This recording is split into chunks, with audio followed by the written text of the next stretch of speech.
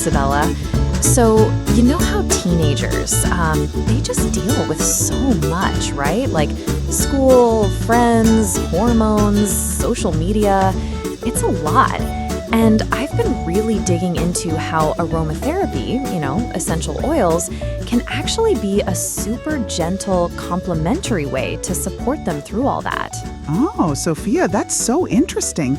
I mean, I see so many teens in my practice who are just overwhelmed. And sometimes they're looking for something, a bit more natural. But I'm always a little cautious. Like, what are the actual benefits? And is it really, truly safe for them? Because their systems are still developing, right? Absolutely. Those are like the key questions. And that's why this is so important to talk about. The thing is, when used correctly, aromatherapy can be really powerful for teens. First point, emotional balance and stress reduction. Think about it. Mood swings are, well, a rite of passage for teens.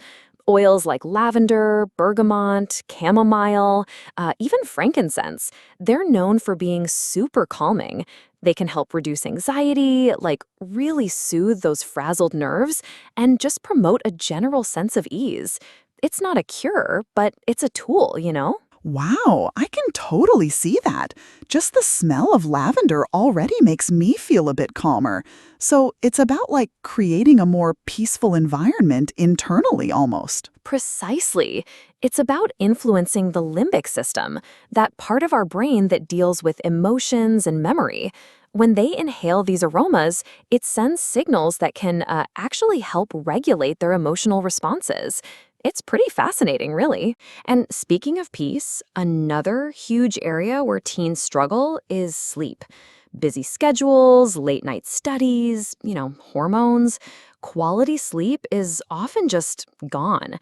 But calming essential oils like, again, lavender, ylang ylang, cedarwood, chamomile, sandalwood, they can be a game changer.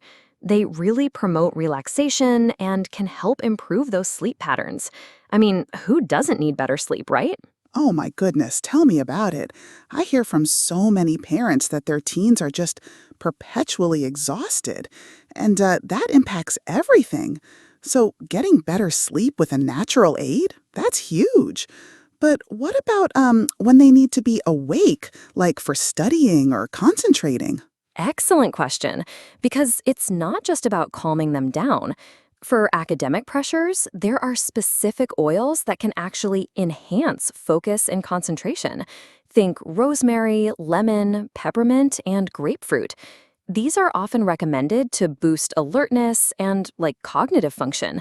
So if they're struggling with homework or a big project, a little sniff of, say, peppermint can really help them zero in. I've heard so many anecdotes from students saying it helps them feel more on during study times. That's brilliant. So, it's like a two-pronged approach then, calming for unwinding and stimulating for focus. I'm imagining a little diffuser going while they're studying, and then a different blend for bedtime. That makes so much sense. Exactly. It's all about tailoring it to their needs. And it's pretty empowering for teens to have a tool that helps them manage their own, mental and emotional state in a proactive way. And it's not just mental and emotional, Isabella. It extends to physical stuff too, like physical recuperation and discomfort. Teens are often super active, playing sports, right? And aromatherapy, especially with massage, can really help alleviate muscle aches. Peppermint oil, for instance, has this cooling effect that can soothe tired muscles. It's pretty amazing. Oh, that's a great point. My clients often complain about muscle soreness after practices. I always recommend stretching, but this could be like an extra layer of relief. What about common teen skin issues like acne? That's a big one for self-esteem. You're absolutely right. Skin issues are huge for teens. Tea tree oil, for example, is fantastic for acne. It's got those antimicrobial properties that can really help. And for girls specifically, menstrual discomfort, oils like cinnamon can actually offer some relief. It's just a different approach to those common adolescent woes, Wow, so it's really quite versatile. And speaking of self-esteem, I often find teens struggling with confidence. Does aromatherapy play a role there too? It totally does. This is one of my favorite parts, actually. Oils like jasmine, basil, bergamot, frankincense, and even orange are believed to really support self-esteem and like a fighting spirit. There are even specific courage and confidence blends out there. It's about, uplifting their mood and helping them feel more grounded and secure in themselves, like a little aromatic boost, if you will. Now, while many oils are beneficial for everyone, some are highlighted for specific gender-related issues. For girls, oils like geranium, lavender, and rose are suggested for balancing hormones and supporting the physical and emotional changes that come with, puberty and monthly cycles. There are even blends like Dragon Time specifically for hormonal fluctuations and period pain. It's pretty cool how specific they can get. That's fascinating, Sophia. I never really thought about gender-specific applications for essential oils. So, what about for boys then? Is there something similar for them? Yes, absolutely. For boys, rosemary, lavender, and frankincense are mentioned for hormonal balance.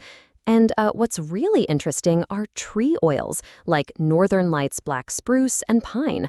They're noted for supporting healthy testosterone levels and providing a sense of grounding and security, which is really important during those turbulent teen years.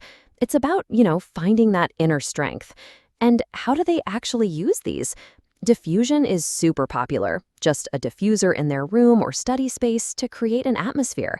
Topical application, like diluted oils massaged onto wrists or temples, is also great. Okay, so diffusion and topical applications seem like the main ones. What about other ways? And are there any, crucial things to remember with application to make sure it's safe? Oh, for sure. Inhalation from an aroma stick or even just a few drops on a tissue works for quick effects. And baths. Adding oils to bath water can be really relaxing, but always mix them with a body wash or carrier oil first, like never just drop them straight into the water. And sprays too, diluted for rooms or clothes. But this brings us to the most important part, safety. Because, these are highly concentrated. Okay, so Isabella, this part is just absolutely non-negotiable, because essential oils are potent and teens, their skin and systems are more sensitive. First and foremost, always dilute. You should never apply essential oils neat directly to the skin. Proper dilution with a carrier oil like jojoba or coconut oil is essential. For ages 6 to 15, we're talking typically 1.5% to 3% dilution. For over 15, 2.5% to 5%. Like a 2% dilution is about 10 drops of essential oil per tablespoon of carrier oil. It's a crucial step, truly. That's really important to highlight, Sophia. I mean, I've heard stories of people getting skin irritation because they just didn't dilute properly. So that's point number one. What else should parents absolutely know? Point number two, which is probably even more critical, never ingest. Essential oils are generally not safe for internal consumption for children or teenagers. Ingesting them can be toxic and really put a lot of stress on their internal organs, especially the liver. It's just not worth the risk. And always consult a professional, a healthcare professional, a certified aromatherapist, or pediatrician before using essential oils, especially if the teen has underlying health conditions or is on medication, just to be super safe. Okay, so no ingesting ever and consult a doctor. Got it. I mean, it makes sense, right? You wouldn't just give them any medication without checking first. And these are potent. What about storage and testing, for reactions? Exactly. Treat them like medicine, really. Point three, keep them out of reach. Store all essential oils in secure, lockable places away from kids and pets. And yes, patch test. Always do a patch test on a small, inconspicuous area of skin, like on their forearm, and wait 24 hours to check for any reactions before applying it more widely. And avoid sensitive areas. No eyes, ears, nose, or broken skin. These are just basic common sense, but so easily overlooked. And Isabella, there are some very specific oil warnings we need to discuss. This is really important for parents. Lavender and tea tree oil, topical application has been linked to hormonal abnormalities in boys and early breast development in girls due to their estrogen-like properties. Some experts advise caution or even avoidance, especially when diffusing for children and teens. It's a bit controversial, but better safe than sorry, right? Oh, wow. I had no idea about lavender and tea tree. That's really surprising. I thought those were universally safe. This is crucial information.